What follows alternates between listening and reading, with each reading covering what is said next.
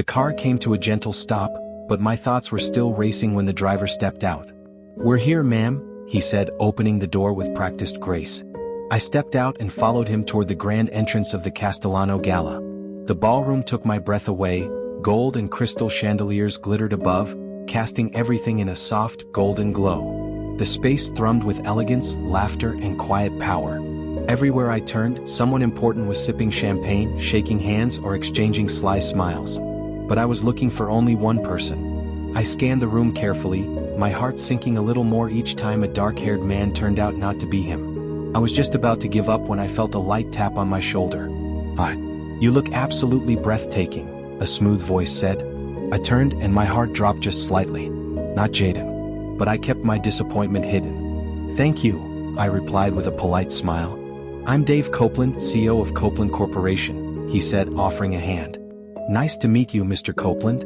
I'm Willow Evans. I work with Castellano Group as their analytics specialist." "A beautiful woman with brains," he said with an easy grin. We both chuckled and the conversation rolled on naturally. A server passed with champagne and he handed me a glass. As others joined us, the group grew livelier, but I couldn't focus. My smile stayed on, but my heart wasn't in it. Where was he?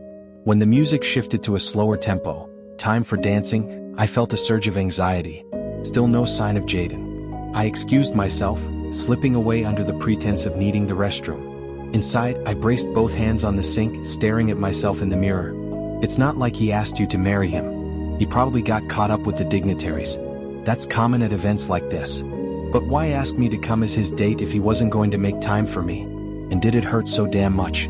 I splashed cold water on my face, dabbed it gently with a towel and started to leave. Maybe I should just go home. It's not like anyone would miss me, I thought to myself. With that, I hurried back through the hallway, not looking where I was going, until I bumped into a firm shoulder.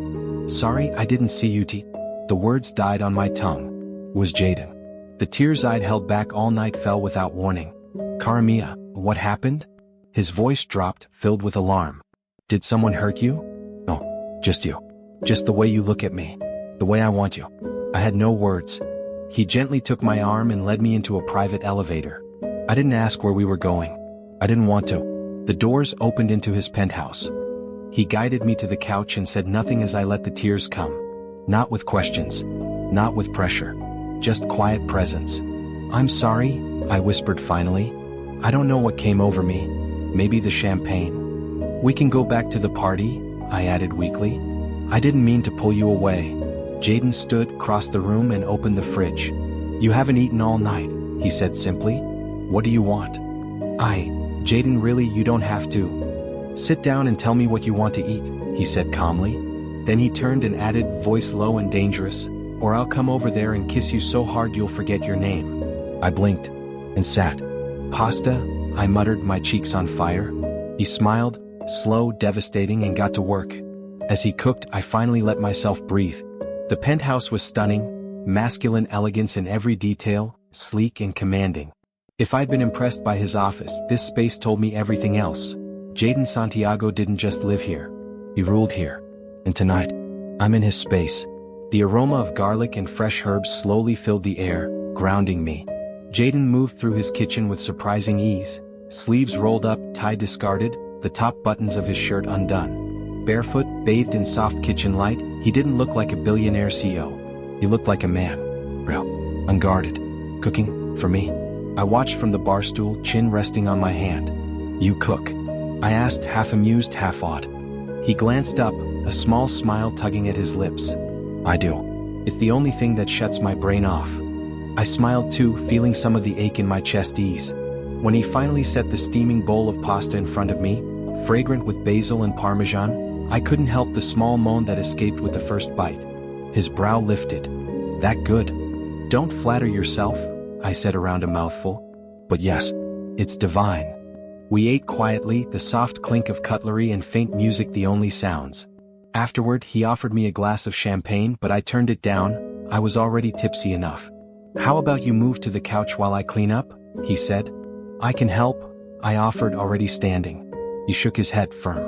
I opened my mouth to protest again, but one sharp look, backed by the earlier threat to kiss me senseless, made me sit without another word. I did, however, accept the glass I'd rejected before. He joined me soon after and we talked. Really talked. The party we'd left behind faded into the background. Time slipped by, unnoticed. When I finally glanced at the clock, panic flickered through me. I should go. Jayden stood too. It's late, Willow. Stay. I'll have my driver take you home in the morning. No, Jayden, I shouldn't. It's wrong. What would people say if they saw me leaving in the morning? I added, voice softer. He stepped closer. I have a private elevator. No one will see. But even if they did, let them talk. Still, I hesitated. Not because I didn't want to stay. Because I did. Besides, I murmured, trying to deflect, I can't sleep in this dress. That can be arranged. He disappeared into his room and returned with one of his t-shirts. Here, he said, handing it to me, his fingers grazing mine. Then he led me to a guest room with a private shower. After I changed, I padded back out to the living room, his shirt barely brushing my thighs. Jayden looked up and froze. His breath caught.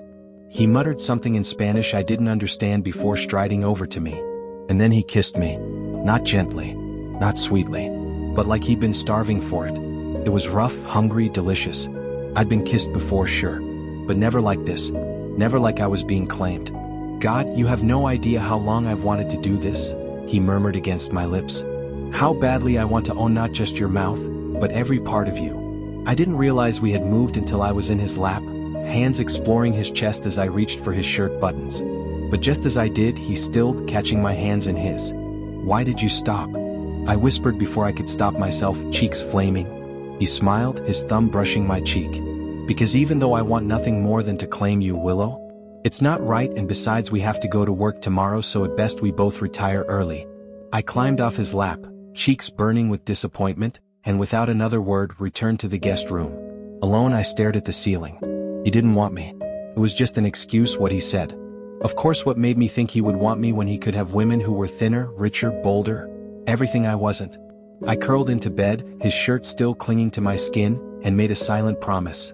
Starting tomorrow, I'd start dating. I'd go out more. Maybe even meet someone who could make me forget Jayden and maybe finally give up my virginity.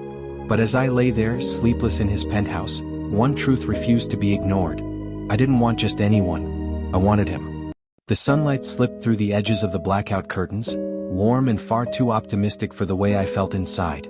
I sat up slowly, the soft cotton of Jayden's shirt brushing my skin like a memory.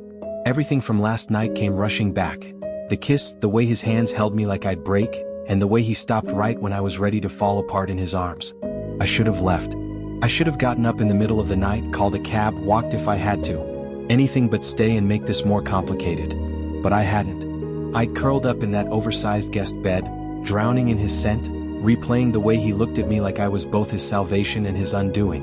And then he stopped. I tried not to overthink it, but of course I did. My mind filled the silence with doubts. Maybe he didn't want me like that. Maybe he regretted it the second it happened. Or maybe, just maybe, I wasn't the kind of woman a man like Jayden Santiago kept. I pushed the sheets away and stood up, wrapping my arms around myself. I had to get out of here before I humiliated myself further. Before I let my heart do something stupid like hope. I walked out of the room quietly, intending to slip out unnoticed, only to stop dead in my tracks. He was in the kitchen. I'd been up since 6, not that I slept much anyway. I was pacing again.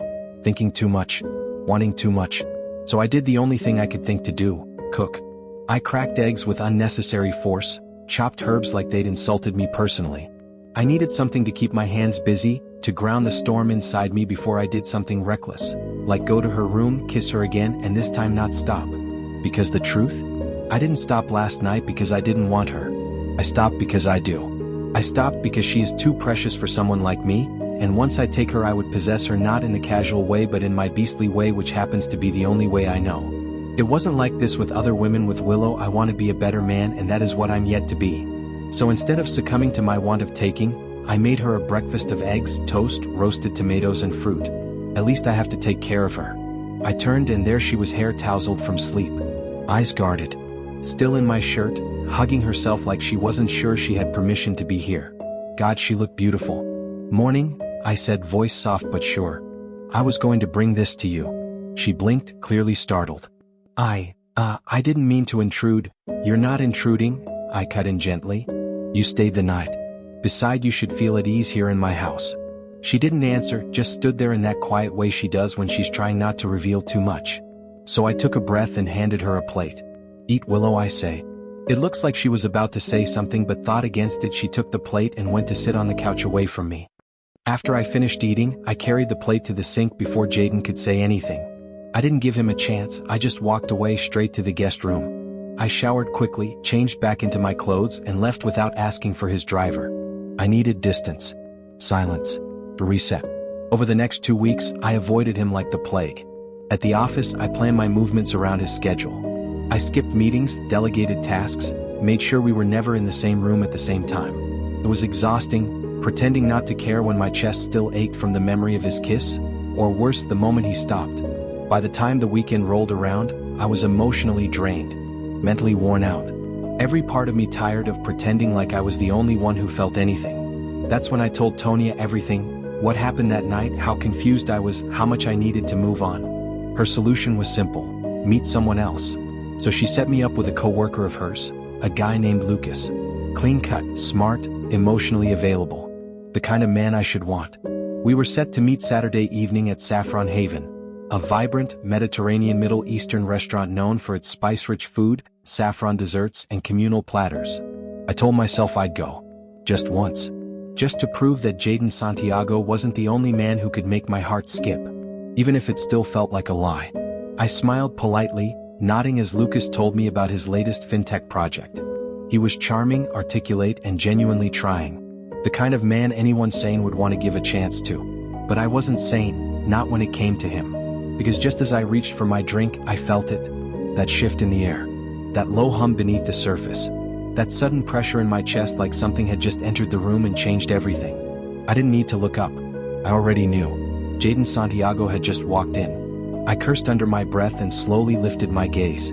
There he was, dark slacks, crisp open-collar shirt, eyes sweeping the restaurant like he owned it. And then he saw me. Our eyes locked. There was the flicker of surprise, brief but there. Then came the storm. His jaw tightened, fingers twitched at his sides like he wanted to clench them into fists. Like seeing me with another man was some kind of betrayal. He started walking toward us. No. No, no, no, I whispered to myself. Lucas glanced up. You okay? Fine, I lied. What was I supposed to say? Sorry, the man I can't stop thinking about, whose kiss still ruins my sleep, is coming over like this is his personal battlefield? Jayden reached our table. He didn't even glance at Lucas. Willow, he said, voice low and too controlled. I smiled tightly. Jayden. What a surprise. Only then did he turn to Lucas. Do I know you? He asked. Lucas extended a hand, friendly but confused. Lucas. Jayden didn't shake it. Just turned back to me with a look that said, you're being stubborn, and I'm going to punish you for it later. Enjoy your dinner, he said sharply, and then walked to the far end of the restaurant like he hadn't just dropped a bomb at my feet. My hands trembled around the fork. My heart was a runaway train. I need to use the restroom, I said quickly, standing before Lucas could ask anything else. But I never made it. He was waiting. Right outside the hallway near the restrooms, Jayden stepped out of the shadows and blocked my path. What are you doing here? He asked, voice rough, barely restrained. Eating with that fucker? I froze. What are you doing here, Jayden?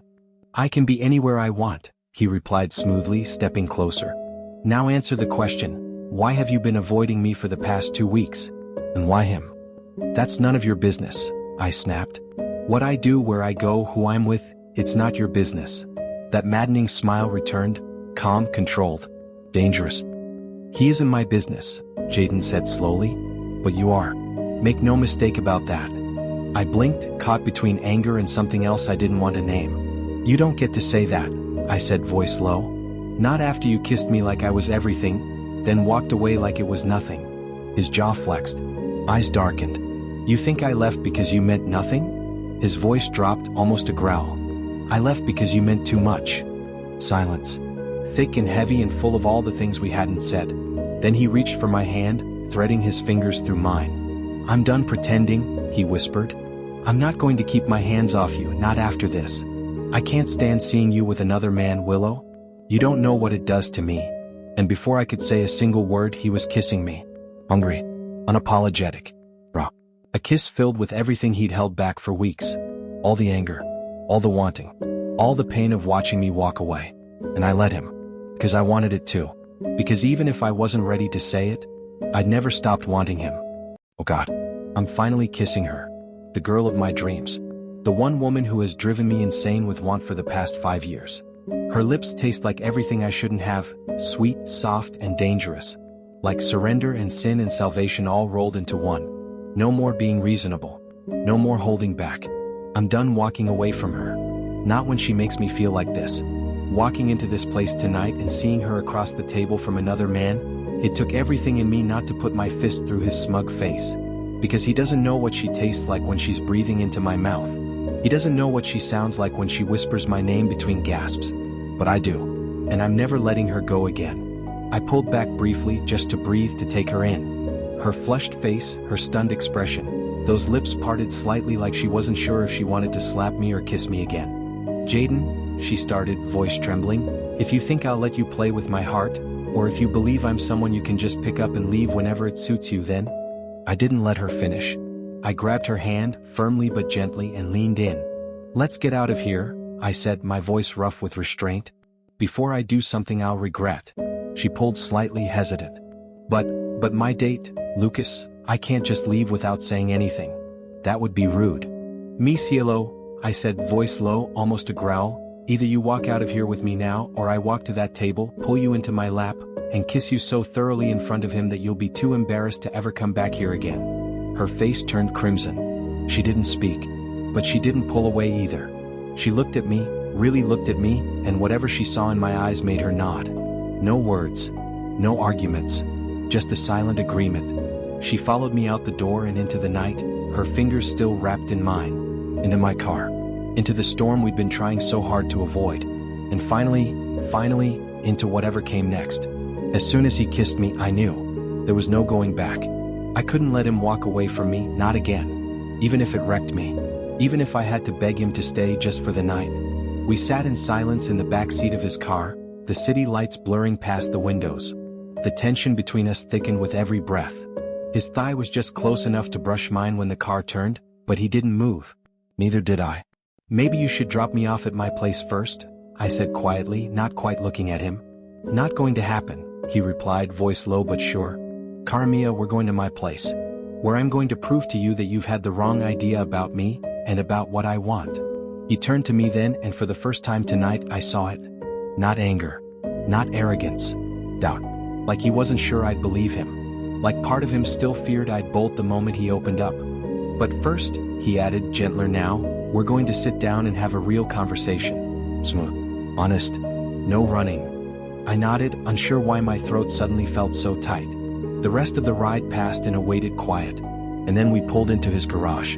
For a moment, the sheer luxury of it all distracted me. Sleek lines, clean architecture, soft lights glowing along the walls.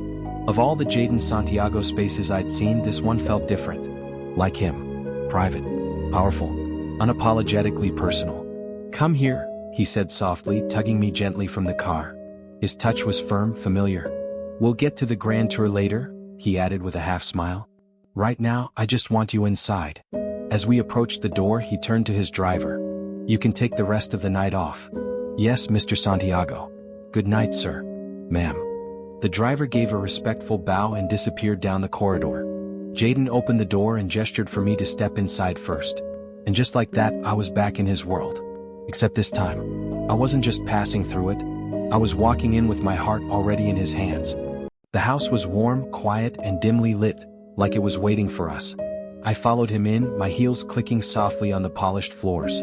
The walls were lined with rich wood and soft art, the scent of something faintly citrus and clean clinging to the air. It was beautiful, masculine, lived in, his space. He paused at the edge of the living room, glancing back at me. You want water? Wine. I shook my head. Just talk. He nodded and motioned to the couch. I sat, careful to fold my hands in my lap even though they wouldn't stop trembling. He sat across from me, elbows resting on his knees, leaning in like he couldn't stay too far from me if he tried.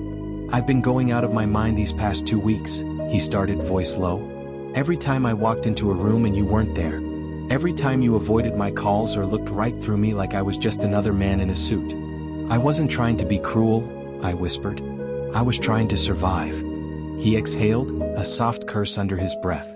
I get that. I do. And maybe I deserved it. Hell, part of me thought it was better if you hated me. Why? I asked, eyes locking with his. Because you aren't the kind of girl for me, he said. And when he noticed my head bend down in quiet hurt, he quickly added, I know that came out wrong. Willow, you make me want normal things with a woman. And the truth is, I don't do normalcy. I'm not the type of man who does romance and the vanilla kind of relationship. All the women I've been with knew exactly what they were walking into, and they were fine with it. But you, he looked away for a second, jaw tight. You make me want things I don't trust myself to have.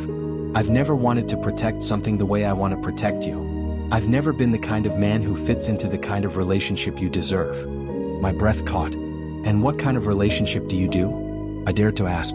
He hesitated, then met my gaze. Well, Willow, I'm into BDs. And please don't look at me like that. Every single woman who's been in my life agreed to it. None were ever forced. So, you're into pain? I said, my voice shaky. And the only reason you stopped that night was because you actually thought I was too delicate for that kind of relationship? I don't want to hurt you, Cara Mia. I've wanted you, badly, since 5 years ago back when we were in high school. And I've wanted you ever since I saw you again. My want for you terrifies me. But I had to stop because hurting you is not an option. And that kind of relationship, that's the only one I know how to give. The man I'd been in love with since high school wasn't into the kind of relationship I imagined. I'd been in love with this man for too long to back down. I mean, if that's all he's going to offer, then I'll take it rather than be sensible and run for the door. And now?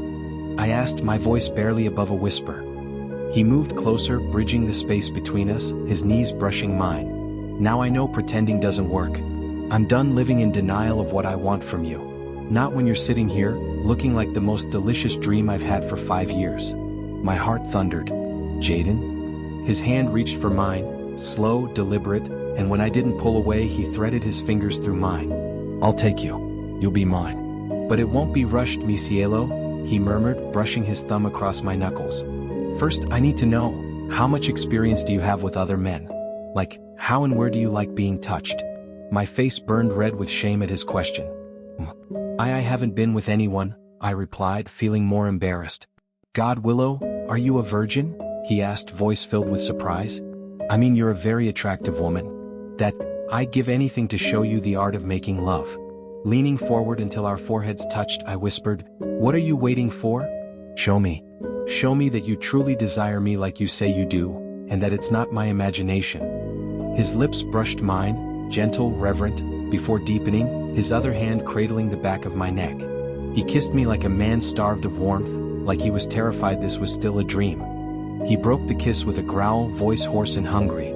Ask me to stop and I will, Willow. But if you don't, I'm going to kiss and touch your body until you can't take it anymore.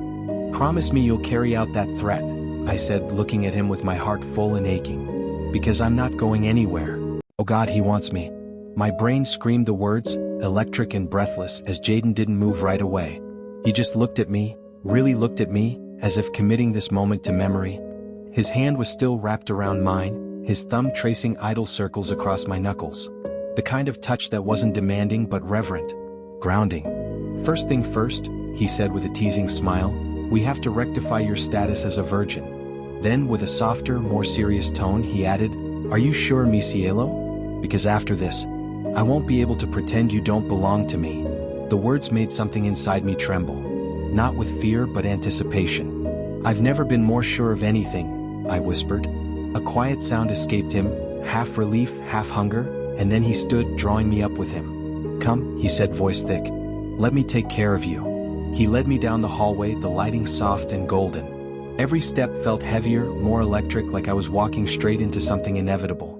We entered a bedroom that was nothing like I expected. It wasn't cold or sterile, it was warm, inviting, like him.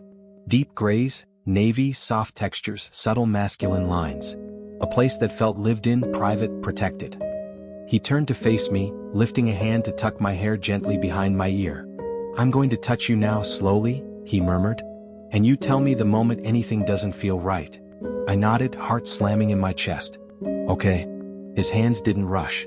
They slid to my waist, pulling me closer with a care I hadn't anticipated from a man who claimed to know only control and dominance. There was none of that here, just reverence, worship. His lips found mine again, softer this time. Unhurried. Like he wanted me to feel every part of it. "You're shaking," he murmured against my mouth. "I'm not scared," I replied, my voice trembling anyway. "Just overwhelmed." He smiled gently, resting his forehead against mine. "That's allowed. We go slow. You lead the pace." Then he kissed down the side of my neck, lips brushing just above my pulse. My fingers curled into his shirt. I felt like I was floating, anchored only by his hands, his voice, the heat blooming under my skin. When he reached for the zipper at the back of my dress, he paused again. "May I?" "Yes," I breathed. He undressed me like I was something precious. Not a conquest. Not a toy. Something rare he couldn't believe he was allowed to touch. And when he stood back to look at me in just my panties, there was no gloating, no pride. Just awe. When I instinctively moved to cover my breasts with my hands, he shook his head slowly. "Dio Santo," he whispered. "You're even more beautiful than I imagined." My skin burned, but not from shame. I had never felt more seen. I reached forward, fumbling slightly, trying to undo the buttons of his shirt. But he stepped back with a playful smile. "Baby," he said, "the moment you touch me, I'm done for. So let me handle the undressing myself." He was done in under a minute. But what surprised me wasn't the lean muscle or the scars I'd imagined. It was the tattoos, elegant, intricate designs inked all over his back and down his ribs. Jayden, the ruthless businessman, had stories carved into his skin. Then he came back to me and we wrapped our arms around each other. Skin to skin. Warm. Solid. Real. We didn't rush. Every touch, every kiss, every whispered word was laced with intention. And when he finally laid me down on the bed, it wasn't dominance I saw in his eyes. It was devotion. His lips brushed over my collarbone, slow and deliberate, like he was tasting every inch of me he'd been denied for years. I gasped softly, my fingers gripping his shoulders as heat unfurled low in my belly. He worshipped me with every touch, every kiss, like I was a secret he had prayed for and finally earned. There was no rush. Just this slow, sensual unraveling, of clothing, of pride, of fear. I had imagined what it would be like to be with him 1,000 times. But nothing had prepared me for this. For Jayden, stripped of bravado, of shields, of dominance. For Jayden, looking at me like I was something he would never take for granted. When he hovered over me, breath ragged and eyes burning with restraint, he whispered, "Tell me if you want me to stop." "Don't you dare," I whispered back. He kissed me again, deeper, hungrier, and the rest of the world slipped away. Time blurred after that. It wasn't just heat or lust. It was surrender. My body learning his touch. His voice coaxing me through every new sensation.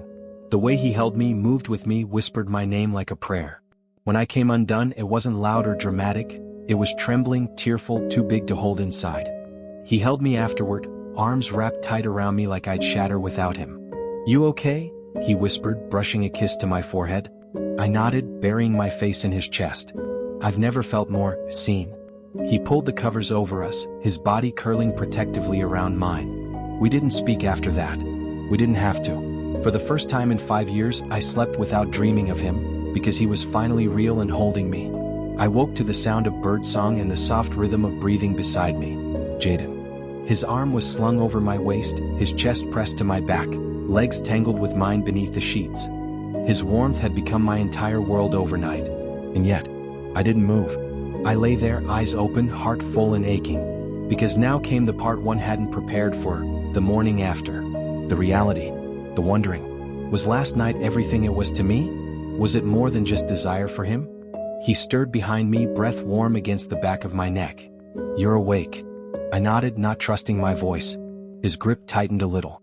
"Regrets?" "Only that we didn't do it sooner," I whispered.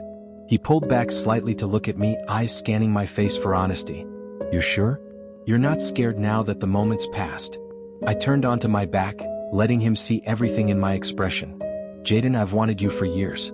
Last night didn't scare me, it grounded me." He exhaled slowly, then leaned in and kissed my bare shoulder. "I don't know what happens next," he admitted. Us. It's not a one-night thing for me, but I also don't know how to be the kind of man you deserve. I'm not asking you to be anyone else," I said, reaching up to trace his jaw. "Just stay. For now. We figure out the rest together." He smiled, soft, almost shy, and buried his face in the curve of my neck.